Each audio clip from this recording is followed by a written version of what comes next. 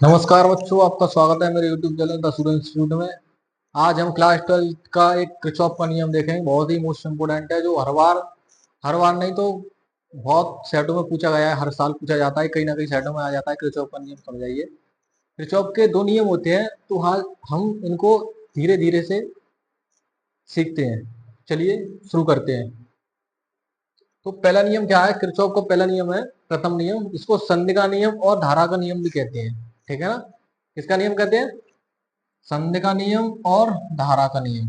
ठीक है, तो देखेंगे किसी परिपथ में किसी संधि पर मिलने वाली समस्त धाराओं का बीजगणितीय योग शून्य होता है। किसी संधि पर मिलने वाली सभी धाराओं का जो बीजगणितीय योग होगा वो शून्य होता है। अब देखिए इसे कैसे समझते हैं। देखिए इसको समझते हैं ऐसे। देखो सिग्मा, आपको बता दो, ये होता है सिग्मा, जिसका मतलब होता है बीजगणितीय योग। बीज गणितीय योग, ठीक है ना? अब मान के चलिए आपके पास ये संधि है, ये देखिए ये एक संधि है, ठीक है ना? इस पर मिलने वाली सभी धाराओं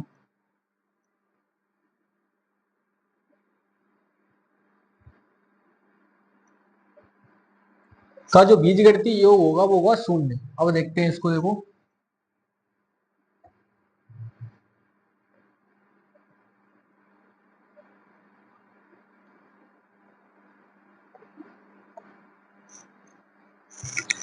देखो यहां से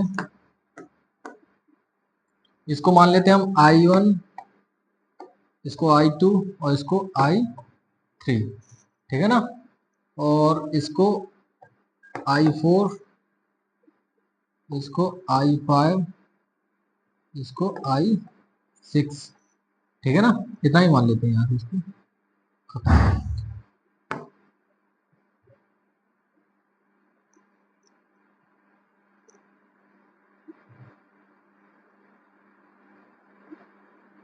ठीक है, ये हमारी I1, I2, I3, I4, I5, I6, ठीक है ना? ये हमारी क्या है?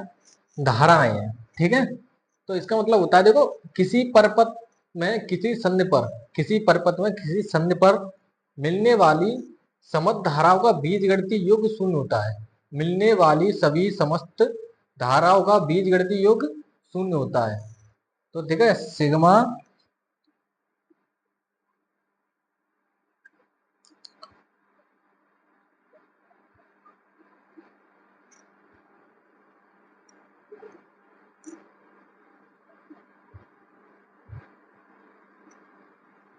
अब देखो I1 plus I2 plus I3 minus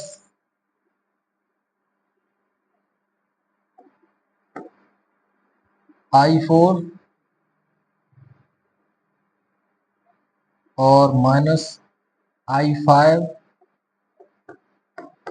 और माइनस I6 बराबर 0। अब मैंने ये माइनस क्यों लिया और ये प्लस क्यों लिया? देखो यहां से जो धारा आ रही है, परपथ में धारा आ रही है तो प्लस लेंगे, और परपथ से धारा जा रही है तो माइनस लेंगे। ठीक है ना? तो यहाँ से ये धारा जो है निकल रही है, यहाँ से जो धारा आ रही है तो प्लस लेंगे। I1, I2, I3 प्लस के लिए, I1, I4, I5, I6 minus के लिए बराबर 0।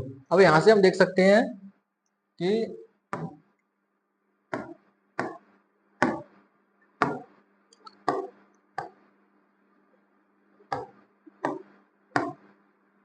I1 plus I2 plus I3 बराबर I4 plus I5 plus I6। इसको हम ऐसे लिख सकते हैं ना, 0 को हमने हटा दिया, 0 को इधर कर लिया, बराबर में लिखा है माइनस के तो प्लस के हुए। ठीक है ना? तो इसका मतलब आप समझेंगे कि इसमें आने वाली धारा किसी संधि पर मिलती है और वही धारा बाहर निकल की ओर निकल जाती है। जैसे कि सिग्मा इन बराबर सिग्मा आउट, ठीक है ना। जितनी धारा अंदर की तरफ आएगी उतनी धारा बाहर की ओर चली जाएगी। तो जो मिलने वाली जो संधि होगी उस पर जो मिलने वाली धारा है उनका जो बीजगणितीय योग होगा वो शून्य होगा। जो इतनी धारा आएगी उतनी ही धारा बाहर निकल जाएगी। तो वहां पर कोई संधि पर कोई भी धारा नहीं बचेगी, इसलिए इनका बीजगणितीय योग शून्य होता है, ठीक है ना। तो सिग्मा बराबर होता है बीजगणितीय योग। तो I1 plus I2 plus I3 बराबर माइनस I4 I5 I6 बराबर 0। जीरो को हमने इधर ले आया और माइनस के वो प्लस के कर दिए। I1 प्लस I2 I3 बराबर I4 प्लस I4 I6, ठीक है ना। चलते हैं इसके बाद दूसरे नियम की ओर।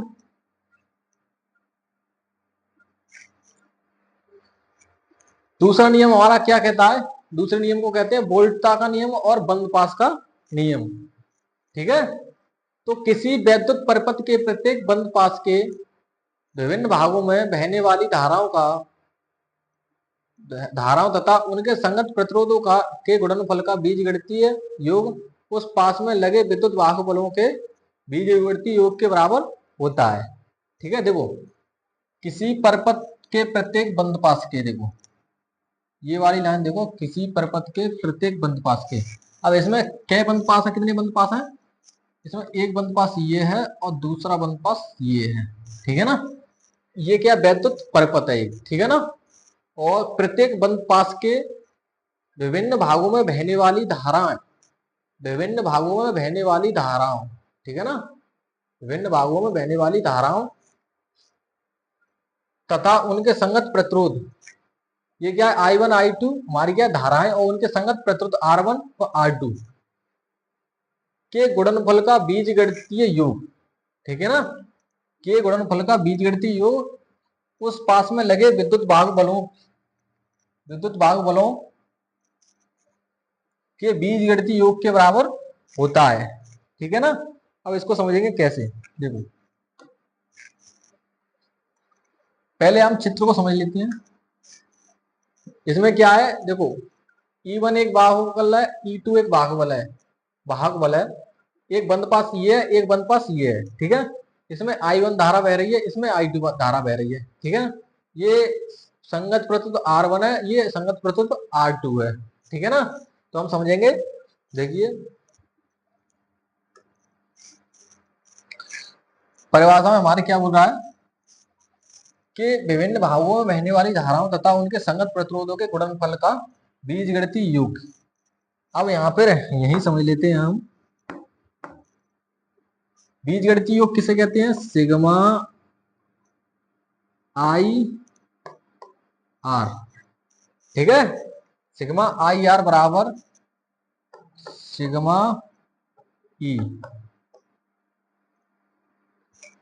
सिग्मा क्या है हमारा? बीजगणितीय योग विभिन्न भागों में बहने वाली धाराओं, धारा क्या है हमारी आई, तथा उनके संगत प्रतिरोध क्या है? R1 R2 के गुणनफल R1 इंटू R2 को कर देंगे तो आई आर ही हो जाएगा, के बीजगणितीय योग उस पास में लगे विद्युत वाहक बलों के बीजगणितीय योग के बराबर होता है।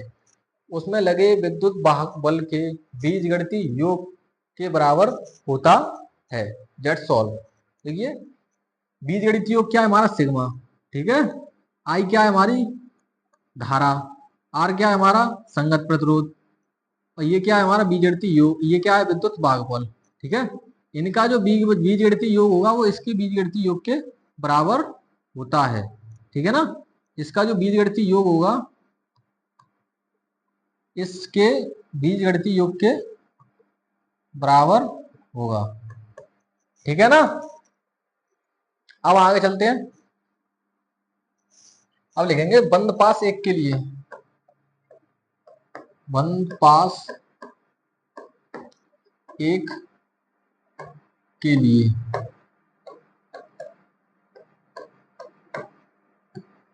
ठीक है ना। बंद पास हमारा एक कौन सा था? ये वाला बंद पास एक के लिए। तो हम यहां पर क्या लेंगे कि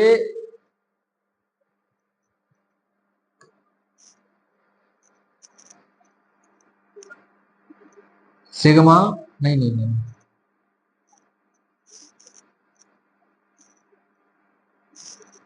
हम यहां पर लेंगे I1 into R1 minus I2 into R2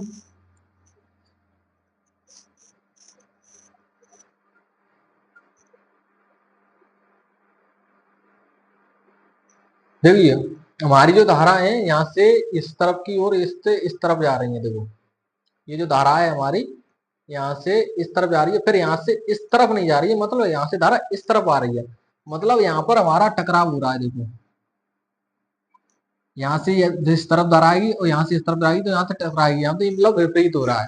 ठीक है, तो इसलिए हमने यहाँ पर माइनस का चिन्ह लिया है। यहाँ पर माइनस का चिन्ह इसलिए लिया है, यहाँ पर धारा की दिशा विपरीत है, ठीक है, ना कि समान है, इसलिए हमने यहाँ पर धारा लिया। देखो यहाँ पर हमने I1 के संगत R1 लिया है, और उसके बाद यहाँ पर आए, यहाँ पर धारा विपरीत हो रही है, माइनस का चिन्ह लिया, फिर I2 के संगत R2 लिया है। ठीक है, अब बराबर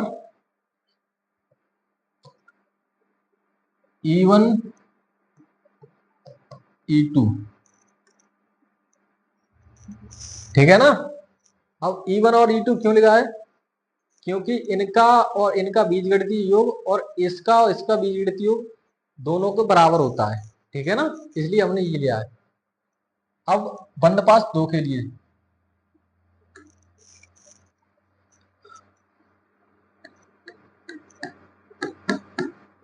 बंद पास 2 के लिए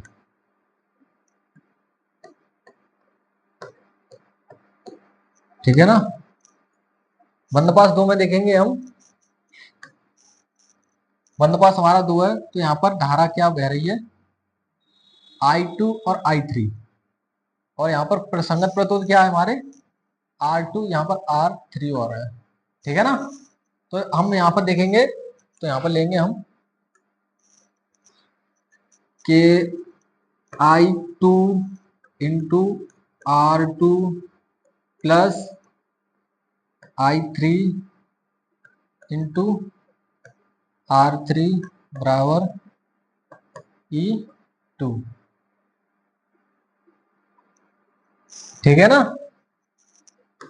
अब हमने यहाँ पर प्लस को लिया है, क्योंकि यहाँ पर जो धारा है वो समान है। देखो धारा की जो दिशा है वो क्या है, समान। देखो एक ही दिशा में बह रही है, देखो, और यहाँ पर क्या थी, यहाँ पर विपरीत थी, ठीक है ना, इसलिए हमने यहाँ पर प्लस लिया है E2, ठीक है। आज के लिए बस इतना ही, आगे के लिए हम कल देखेंगे। धन्यवाद। अगर आपको ये वीडियो पसंद आई हो तो हमारे चैनल को सब्सक्राइब करें, लाइक करें और शेयर करें।